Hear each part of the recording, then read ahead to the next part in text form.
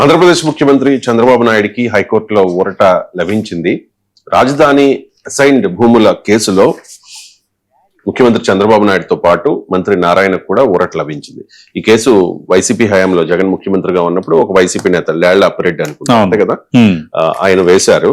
ఏంటి కక్షతోన కేసు పెట్టారు అని చెప్పి హైకోర్టు కూడా కామెంట్ చేసిన పరిస్థితి తీర్పునిచ్చే సందర్భంలో. ఏంటి దీనిలో కక్షపూర్తం ఏమన్నా కనిపిస్తోందా? అంటే ఇక్కడ ఏంటంటే అసలు వివాదం ఏంటంటే ఈ అమరావతి రాజధాని నిర్మాణం కోసం ల్యాండ్ పూలింగ్ ప్రక్రియ చేపట్టారు. ఆ విషయం మీకు తెలుసు. దీంట్లో భాగంగా ఏంటంటే అసైన్డ్ భూముల విషయంలో 2016 ఫిబ్రవరి 17న అప్పుడు చంద్రబాబు అంటే టీడీపీ ప్రభుత్వం అధికారంలో ఉంది. 2016 నథింగ్ బట్ కూటమి ప్రభుత్వమే. అప్పుడు జనసేన ఎన్నికల్లో పోటీ చేయలేదు కానీ కూటమి ప్రభుత్వం అధికారంలో ఉంది. జీవో నంబర్ 41 జారీ చేసింది.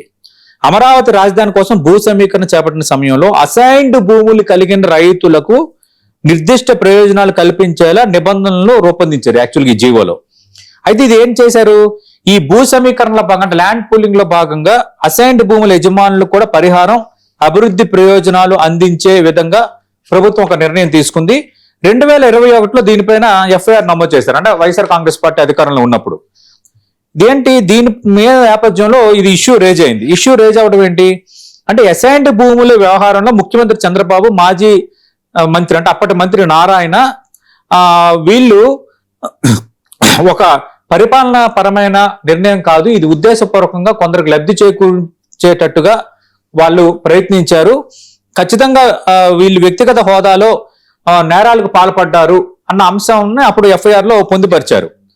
దీన్ని పైన ఇష్యూ నడిస్తే ఇప్పుడు కోర్టు ఏం చెప్పిందంటే జీవో 41 చట్ట నిబంధనలకు అనుగుణంగానే తీసుకొచ్చారు, అవి రికార్డులు స్పష్టం చేస్తున్నాయని హైకోర్టు ఒకటి క్లారిటీ ఇచ్చింది. రెండోది ఏం చెప్పింది, సిఆర్డిఏ చట్టం అలాగే ప్రభుత్వ బిజినెస్ రూల్స్ ప్రకారం ఉత్తర్వులు జారీ అయ్యాయి. మూడోది ప్రభుత్వాలు మారిన ప్రతిసారి గత ప్రభుత్వ విధాన నిర్ణయాలను క్రిమినల్ కేసుగా మాత్రమే సరికాదు. ఇది ఇప్పుడు అండర్లైన్డ్.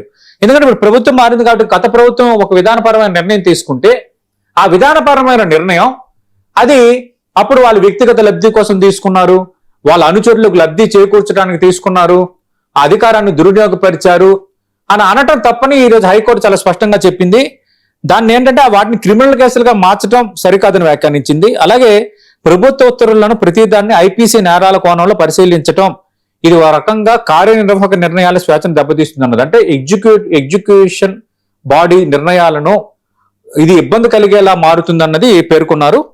అలాగే రెండో కీలకమైన అంశం ఏంటంటే ఈ జీవో 41 పైన 2016లో సరే వీళ్ళు అప్పటి ముఖ్యమంత్రి చంద్రబాబు నాయుడు, అప్పటి మంత్రి నారాయణ ఉద్దేశపూర్వకంగానే చేశారు అనుకుందాం. కానీ అక్కడ ఉన్న రైతులు, భూ యజమానులు ఎవరు అభ్యంతరం వ్యక్తం చేయలేదు కదా, వాళ్ళకి లేని అభ్యంతరం మీకెందుకు అని కోర్టు ఇక్కడ ప్రస్తావించింది.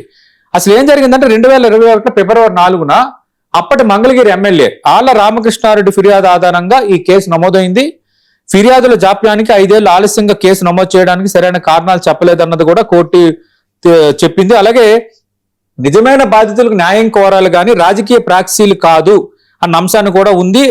రెండోది ఫిర్యాదు వెనక రాజకీయ వైరం ఉందన్నది కూడా కోర్టు అభిప్రాయపడింది. సదుద్దేశంతో తీసుకున్న ప్రభుత్వ నిర్ణయాలపై అధికారులను ప్రాసిక్యూట్ చేయకుండా చట్టం రక్షణ కల్పిస్తుందన్నది కూడా ఇక్కడ ప్రస్తావించారు. ఏదైనా ఇది కొంత ఇష్యూ పెద్దదా చిన్నదా అనేది పక్కన పెడితే ఇది ఒక రకంగా అప్పటి చంద్రబాబు నాయుడు, మంత్రి నారాయణ రాజధాని విషయంలో అప్పుడు వాళ్ళు చేసిన జీవో పరంగా కానీ ఇప్పుడు కానీ వాళ్ళకి ఒక అడ్వాంటేజ్ పాయింటే. కానీ లార్జర్ సెన్స్ లో అందరికీ ఒక అడ్వాంటేజ్ పాయింట్ ఉంది అందులో అడ్వాంటేజ్ పాయింట్ ఏంటంటే నేను ఇందాక మీకు చదివాను కదా, ప్రభుత్వాలు మారిన ప్రతిసారి గత ప్రభుత్వ విధాన నిర్ణయాలను క్రిమినల్ కేసుగా మాత్రమే సరికాదు. అంటే ప్రభుత్వం ఒక విధానపరమైన నిర్ణయం తీసుకునేటప్పుడు ఆ విధానపరమైన నిర్ణయం వల్ల ఎఫెక్ట్ అవుతున్న వాళ్ళు ఎవరో వాళ్ళు అభ్యంతరం వ్యక్తం చేయలేనప్పుడు మీరు దాన్ని ఒక నేరపూరిత క్రిమినల్ కేసుగా ఎలా దాన్ని మీరు అభివర్ణిస్తారన్న దాన్ని ప్రశ్నించారు. ఇది అన్ని ప్రభుత్వాలకు వర్తిస్తుంది.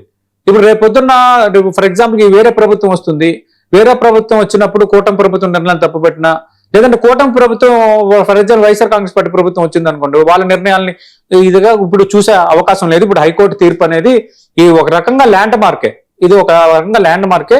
మరి దీనిపైన ఆళ్ల రామకృష్ణారెడ్డి పిటిషనర్ దారు కాబట్టి వాళ్ళు సుప్రీంకోర్టుకు వెళ్తారా వెళ్ళరా అనేది ఇప్పుడు తేలాల్సి ఉంది. ఏదైనా ఇది చంద్రబాబు నాయుడికి, మాజీ మంత్రి నారాయణకి మాత్రం ఆ కేసు పరంగా బిగ్ రిలీఫే.